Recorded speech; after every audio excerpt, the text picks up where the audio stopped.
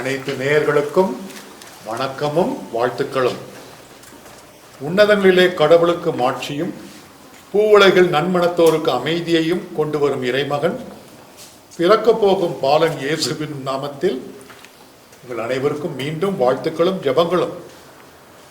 கிபி 325 ஆண்டில் நைசேயா என்ற ஊரிலே கூடிய நம் திருச்சபை தந்தையர்கள் ஆவியினால் நிரம்பி ஒருமனப்பட்டு நைசேயா விசுவாச அறிக்கையை வரைந்து எடுத்தார்கள் என்பது கடவுளுடைய செயலாகவே நாங்கள் பார்க்கிறோம்.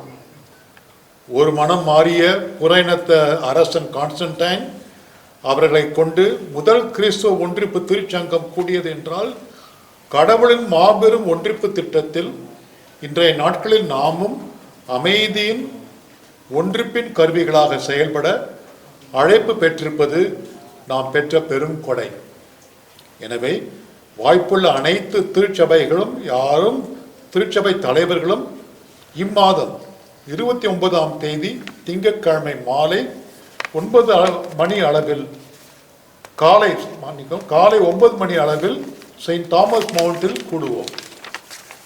ஆண்டவரின் மாபெரும் அருளை பெறுவோம். எதிர்வரும் நாட்களான ஆண்டவரின் திட்டங்களை ஆவியின் ஒருபொழிவினால் திருச்சமூகமாய் கூடி ஜெபித்து தேர்ந்து தெளிவோம். அவ்வமயம் ஆண்டவரின் சிறப்பு அபிஷேகம் பெற்று வல்லமையாய் நம் கிறிஸ்துவின் நறுமணத்தை தங்களின் போதனைகளாலும் ஊழியத்தாலும் பரிசுத்த வாழ்வாலும் பரப்பி கொண்டிருக்கும் தேவ ஊழியர்கள், போதக பிதாக்கள், ஆயர்கள் மற்றும் பேராயர் பெருமக்கள் என்ற எல்லா சபைகளிலிருந்தும் வந்து நமக்காக ஜெபிக்கவும் அர்ச்சிக்கவும் இருக்கின்றார்கள். திருத்தூதர் பணி என்ற நூலிலே 2ஆம் அதிகாரம் 42 முதல் 48 பகுதியில் நாம் வாசிப்பது போல ஒரே நம்பிக்கை கொண்டவர்களாய் அனைவரும் கூடி வருவோம். இறைவேண்டலில் நிலைத்து நிற்போம். எல்லா மக்களுடைய நல்லெண்ணத்தையும் ஆண்டவர் நமக்கு பெற்று தருவார். இத்தேசத்திற்கு நமது கிறிஸ்துவ சகோதர அன்பினால் இன்னும் அதிகமான ஆழமான அர்த்தமுள்ள பணிகளை நாம் ஆற்றுகின்ற ஆற்றலையும் அருளையும் இவ்வாறு பெறுவோம். அனைவருக்கும் நன்றி. இறையாசிரியர் முதல் முறையாக இவ்வளவு மாபெரும் ஒரு கூடுகை நடக்குது. ஏறக்குறைய 5000 7000 வரை மக்களை எதிர்பார்க்கிறோம். முதல் முறையாக இது வரலாற்று சிறப்புமிக்க ஒரு கூட்டம்.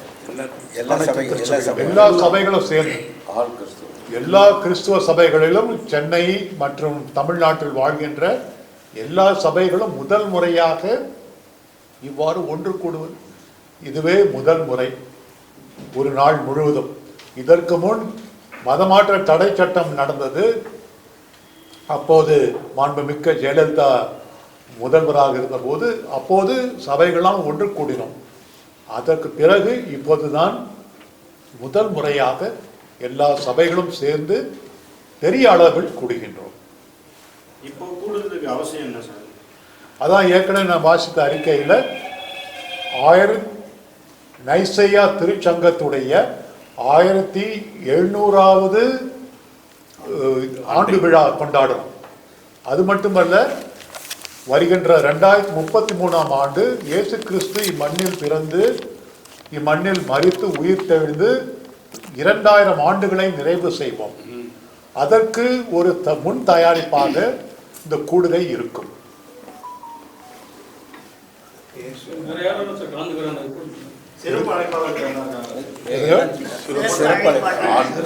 சிறப்பு அழைப்பாளர்கள், பேராயர்கள், ஆயர்கள் தான் முக்கியமாக கூடுறோம். பிறகு பொதுநிலையில் இருக்க சமூக தலைவர்கள் ஒரு சிலரை அழைக்கிறோம். இந்திய அளவுல இருந்தும் சில தலைவர்கள், கிறிஸ்துவ தலைவர்களாக ஒரு சில உலக தலைவர்களும் இருப்பார்கள். கிறிஸ்துவர்களுக்கு பாதுகாப்பு பாதுகாப்பா பாதுகாப்பு ஏற்பாடுகள்லாம் பண்றோம். பாதுகாப்பு ஏற்பாடுகள்லாம்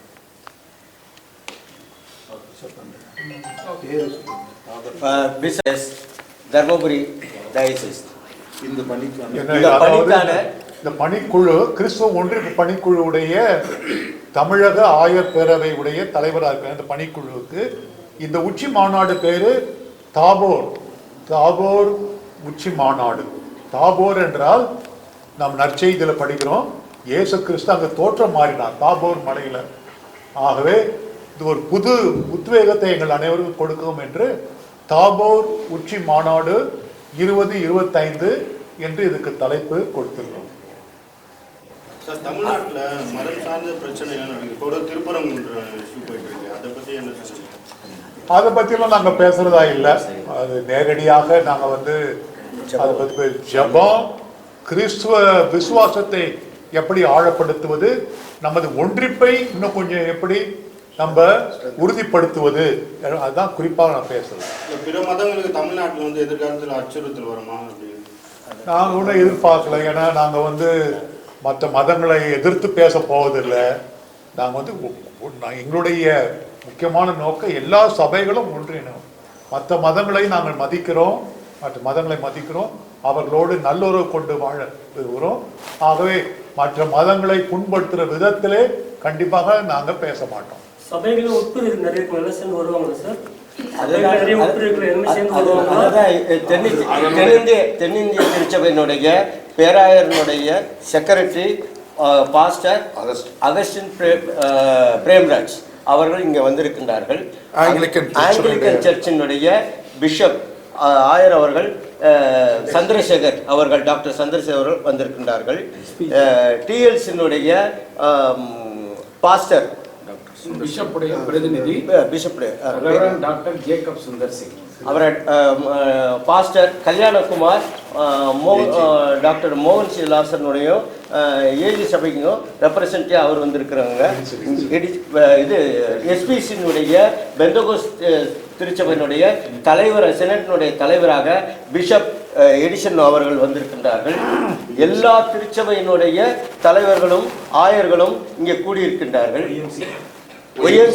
ஒய்எம்சிலையும் அவர் சிஎஸ்ஐ ஒய்எம்சி ஆனந்த் அவர்கள் வந்திருக்கின்றார்கள்.